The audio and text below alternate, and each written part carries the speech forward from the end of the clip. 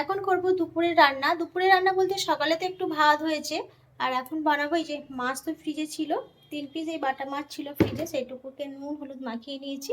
এখন ভাজবো ওগুলোকে। ভেজে ভাবছি একটু ঝোলই করে ফেলি মাছ দিয়ে।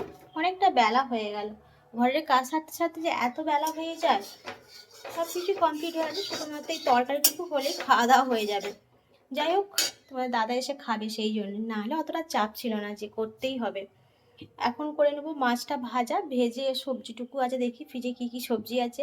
ঝোল করতে গেলে অনেক রকমের সবজি লাগে, সেইগুলোই দেখবো কতটা কি সবজি আছে, দেখে নিয়ে তারপর কাটতে বসবো। এই অবস্থা। আবার ছেলেটাকে আনতে যেতে হবে, কি জানি বলে গেছে যে তাড়াতাড়ি যদি আমি চলে আসি তাহলে আনতে যাব, নাহলে সেই তোমাকেই যেতে হবে। একার দ্বারা না সম্ভব হয়ে ওঠে না, সব কিছু ঘরের কাজ কর্ম, ছেলেকে দিতে যাওয়া আনতে যাওয়া, মানে খুব চাপ পড়ে যায়, চাপে পড়ে যায়। যেদিনকে থাকেও ঘরে অতটা সমস্যা হয় না, সে চলে যায় আনতে দিতে, কিন্তু ও না থাকলে তখন আমারই খুব সমস্যা হয়ে যায়। আর এই যে রান্নাটা করছি, কখন আসবে এখনও ফোন করা হয়নি, একবারটি ফোন করব, কখন আসে দেখা যাক। আর বাইরে বাড়ির কাজকর্ম ফেলে রেখে তো রান্না বান্নাটা সারা হয়, মানে রান্না করে থাক, আগে ঘর দোর গোছাই, মানে পুজোটা করি, এরকম মনে হয় আর কি। আর রান্নাটা তো হবেই, খাওয়া দাওয়া তো রান্না তো আছেই। এই অবস্থা। চলো রান্না সারি।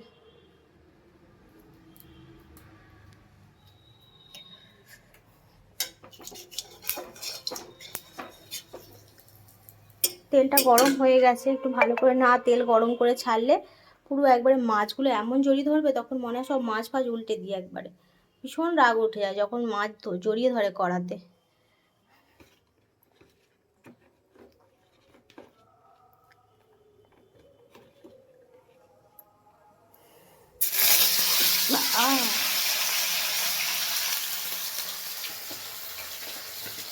তিন কেজি আছে, এই যে এনেছিল পরশু দিনে এনেছিল, আর করা হয়নি, রয়েছিল। যা তেল ছিটকাচ্ছে।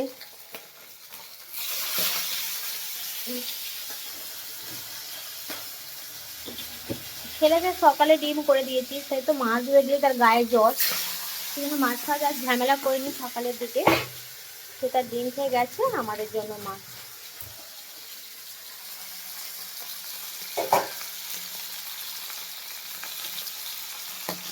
এটা হোক আস্তে আস্তে, তবে দেখি ফ্রিজে কি সবজি আছে সেগুলো বের করে আনি।